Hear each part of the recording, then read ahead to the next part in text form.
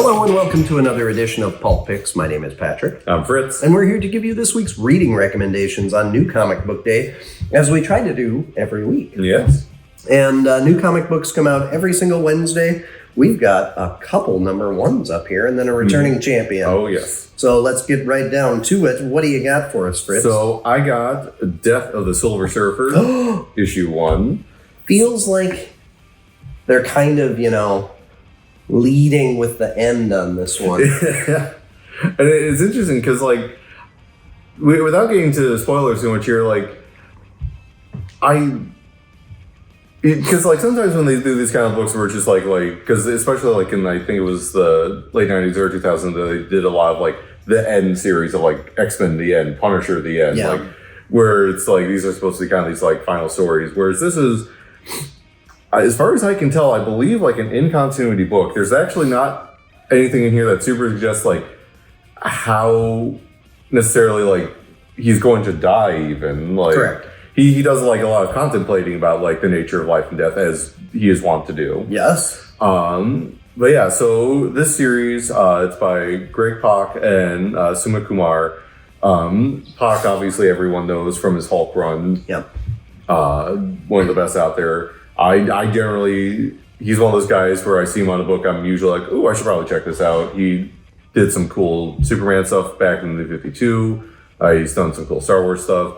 But dude is just super good at solid character work. Yes. One of the best out there for me. And Kumar, I don't think he's done a whole lot of superhero stuff before, but he did a series with Ram V a couple years back called These Savage Shores, which is basically European vampires coming to India and running into devas and demons, being oh, we're not ready for that.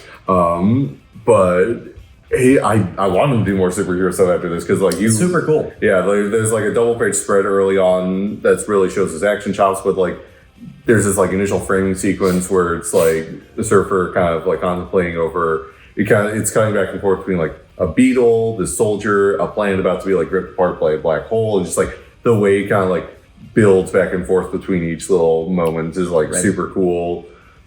And yeah, it has a lot of that really classic surferness of just this sense of loneliness but wanting to connect, all this power, but what does this power really mean in the grand scheme of things? What does it mean to use it? How do I use it to do good?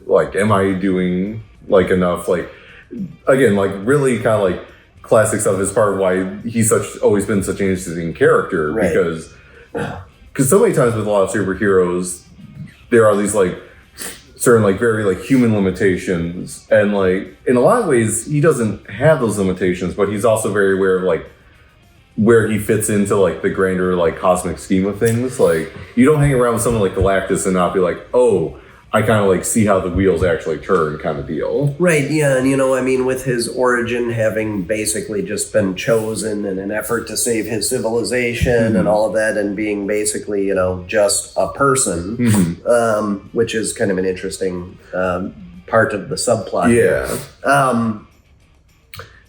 To then having this immense power and having done something, many things that he's conflicted over. At what point is intervention the right thing to do? Yeah.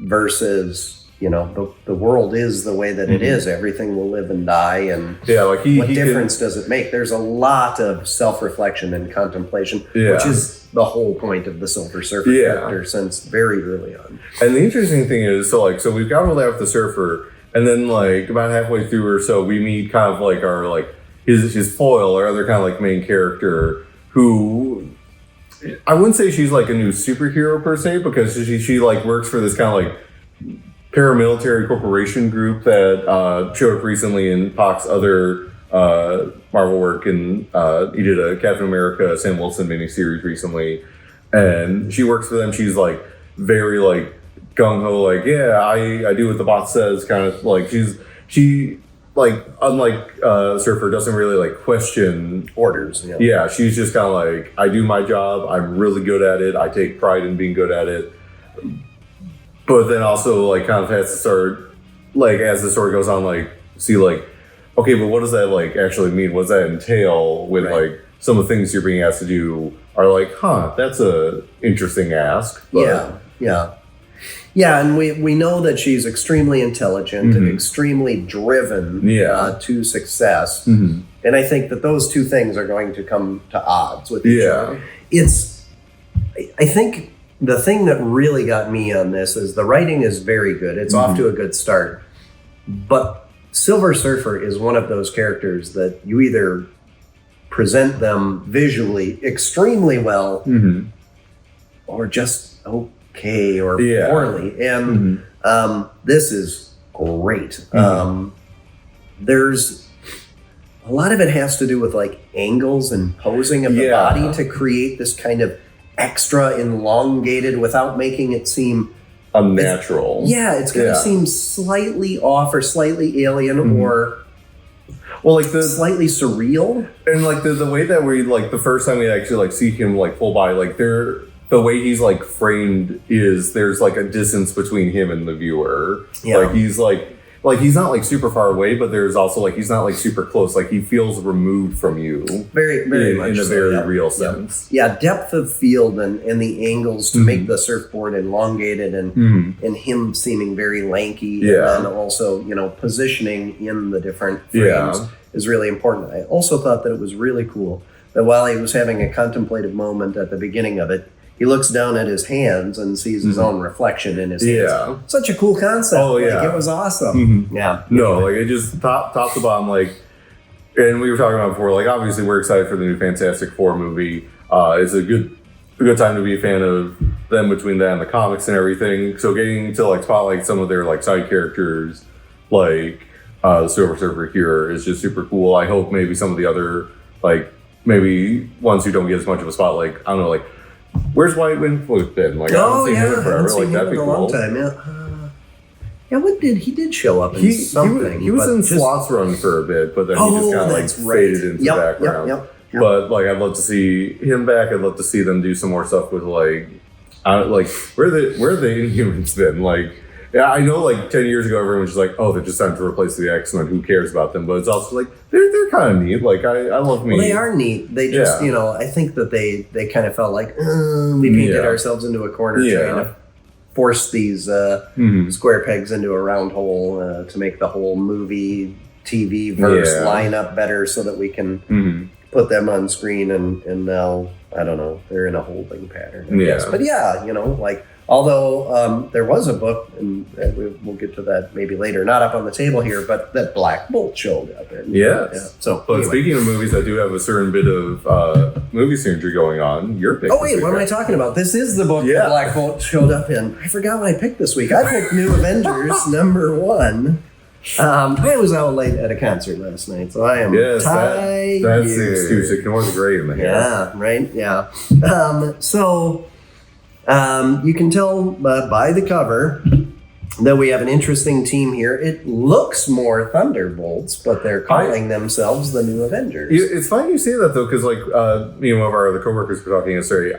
We both agree like somehow slapping New Avengers on this instead of Thunderbolts just kind of makes it work. I don't know, like, because with Thunderbolts, there's definitely been a bunch of different iterations, but there is like a certain sense to, I think, a lot of people like of who kind of does constitute the team. Whereas part of the whole fun of the Avengers is you can have like a bunch of like random people, and that was part of the whole thing with the original New Avengers was like, hey, here's a bunch of people that you've never seen on Avengers team before. Correct. And I think that some of the fun that they're trying to explore here is, hey, what happens when you've got a team that's got like Namor and Carnage on it? Like, well, you have more Defenders adjacent characters on this team. Actually, kind of. So anyway, so Bucky it's one world under Doom. Mm-hmm. Bucky's doing kind of small individual resistance to the Doom regime, and Black Widow shows up and they reconnect. Yes, reconnect. That's the very Fiji way of putting it. Yes.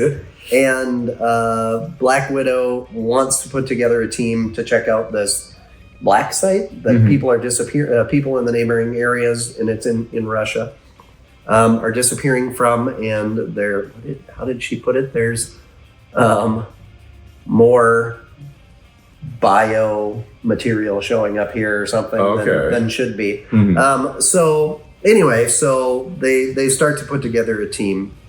Well, from the cover, we can see there is Carnage, Hulk, Namor, Wolverine of the Laura variety, and then Winter Soldier, which he is now going back to instead of the Resistance. Oh, the Revolution. The Revolution, yeah.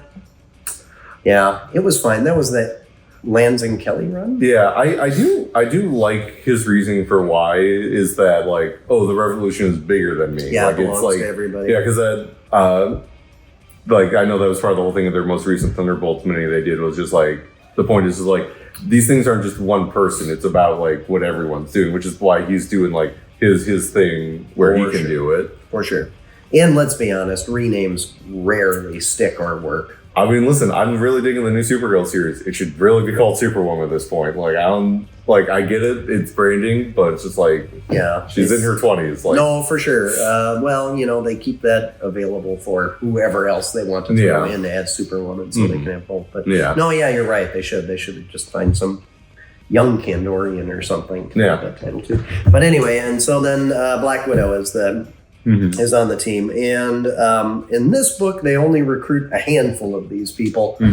So we're doing kind of that slow building, which I like. It feels a little more organic than just throwing together this whole team and everybody just kind of like, oh, okay, let's go do this thing. Because it's one thing when it's just like, oh, it's a bunch of characters that like, oh, we've known each other for forever, so like you asked me to do on the team with DC. A lot of these people would never want to be in a room with each other if they didn't have to be. For sure. Yeah, like, when New Avengers the first time came around and it's Cap and Tony sitting in a room saying, let's do it different this time, and they're drafting people, it's like, yeah, that makes sense. Cap and Tony call, you're probably going to answer. But anyway, so they get there and they find out who's immediately behind it anyway, at that site, which... I don't know. I just guess I kind of assume that Doom is funding this or behind it or somehow involved.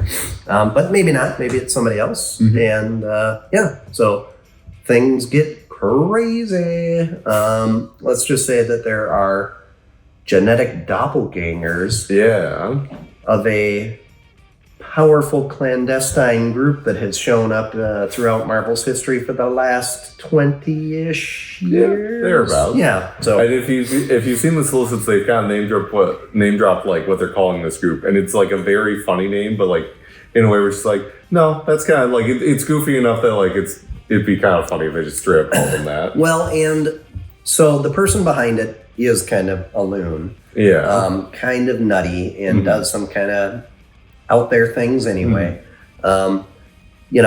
The copy of a copy of a copy of a copy kind of thing. Yeah. Like it is not Sinister, but like, kind of like Sinister has happened sometimes.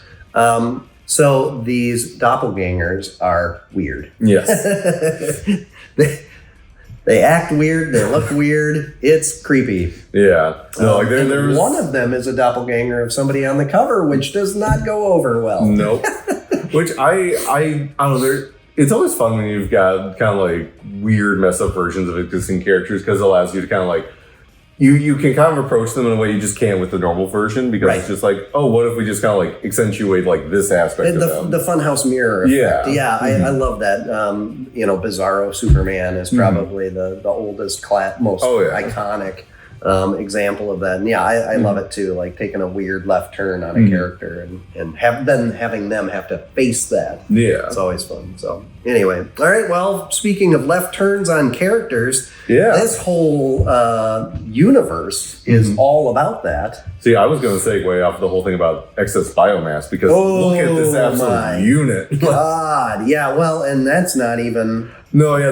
That's before Venom. No, yeah, I love the bit of just like, there's a bit in there where they kind of like lampshade that. We're just like, oh, no. I haven't even started using yet, man. You want to see that? You want to like... It is grotesque. Which right off the bat, I just want to say, I love the characterization of... we probably should have said out loud. Yes, so Absolute Bane is here, and he is... And it's Absolute Batman number 9, yes, right? Yes, Absolute Batman number 9. Absolute Bane is here, and if you couldn't tell, dude is big. Jacked. Like, like right off the bat, I love this characterization of him where he's like very, and not that this hasn't kind of visited with the character before, but like he's very like soft spoken, just kind of like matter of fact, like almost like excessively polite in like a weird, upsetting way. In so much so that I did not read him in the Christopher Nolan movie voice. Yeah, like there's a point during like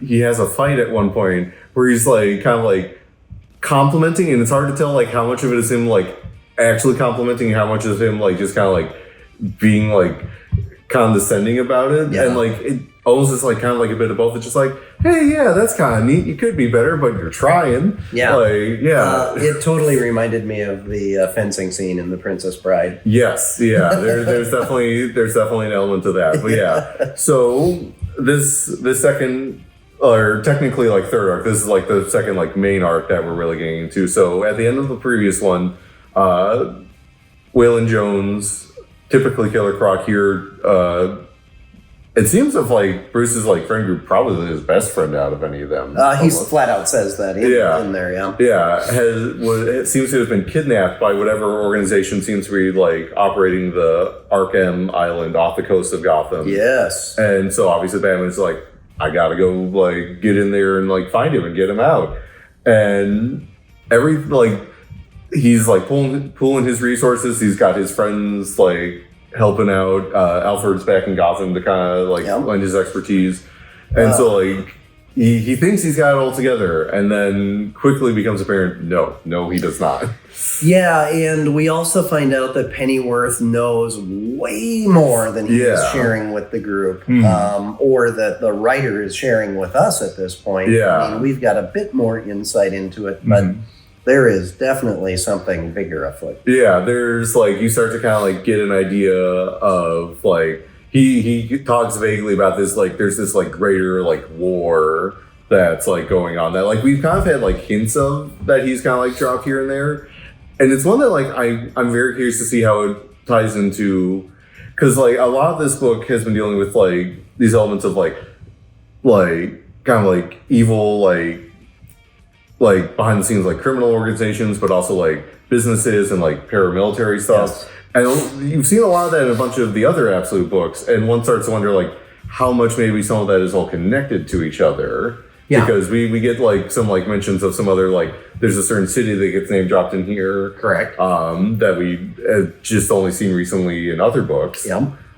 There's some mentions of like some plans that have been like decades, if not maybe like centuries in the making. Correct. We also have aliens showing up now in this universe that have made contact with Earth, which seems to be a brand new thing. So we've got all kinds of there's lots of threads that maybe they're like connecting to each other, maybe they're not, but like part of the fun is trying to parse out like what some of these things might mean in relation to each other. For sure. And I love that. I love that they're not rushing the bigger overall plot, like, and that they're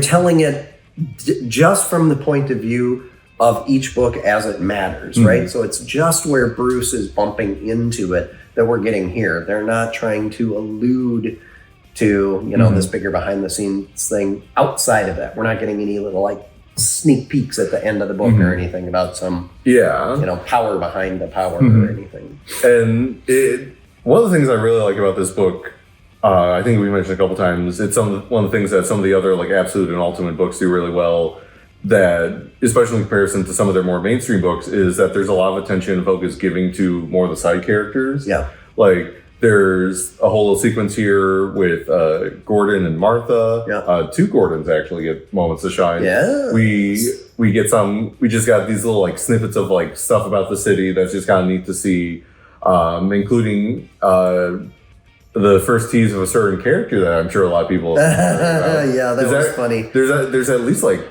two characters that get teased in here. Screw Batman. That seems great. Yeah, there's like, and there's another character that gets teased kind of later on in the book where it's just like, oh, that's probably not a good thing that they're like hanging around somewhere in the background probably.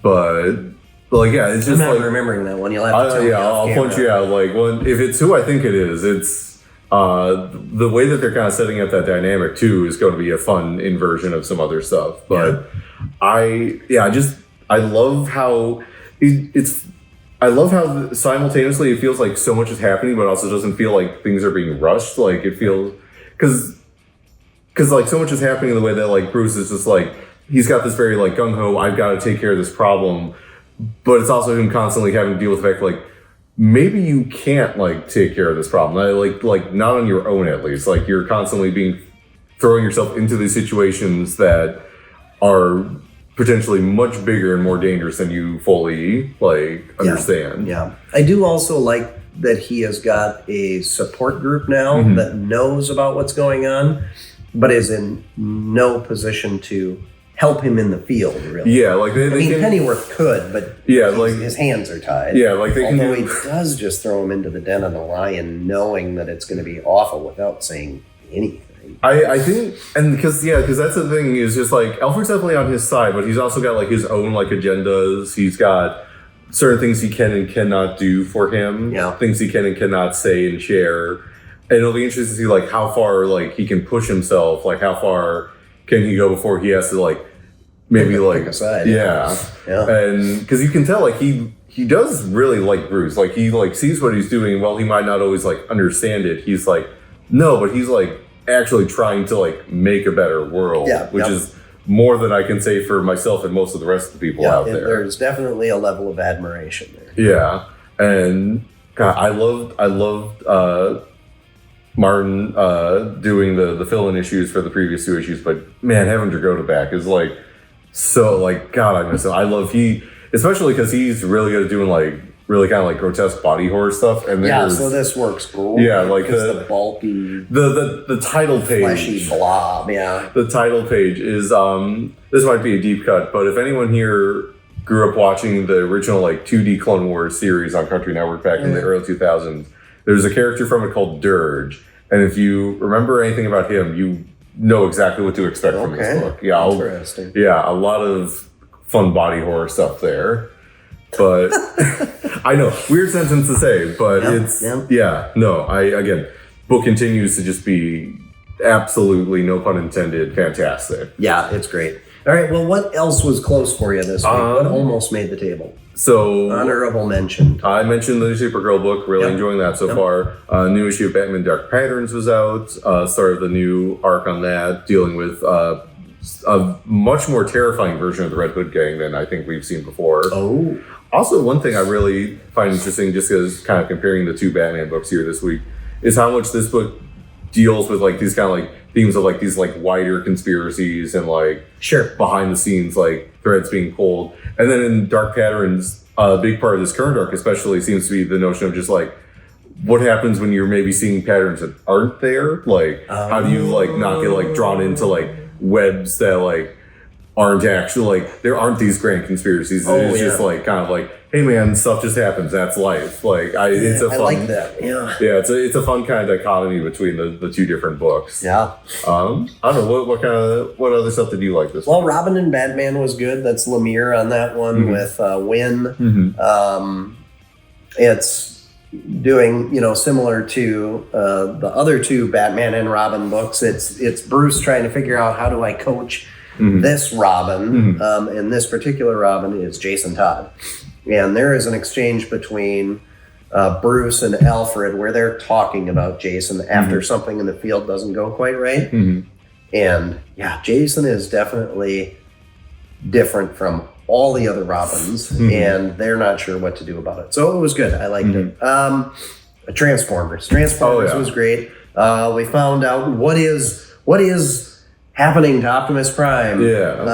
Not that it was a huge mystery to us, the readers, at any point in time, but it was very cool. We also got to see where Ultra Magnus has ended up, and he's interacting with a couple names that show up elsewhere. So that's fun. The threads between those books are starting to tighten up a little bit, which makes sense because we're going to have a crossover happening pretty soon here. So, hey, we made it through almost the whole video before the air kicked in. Yeah, I wonder how loud it'll be at this location. Right?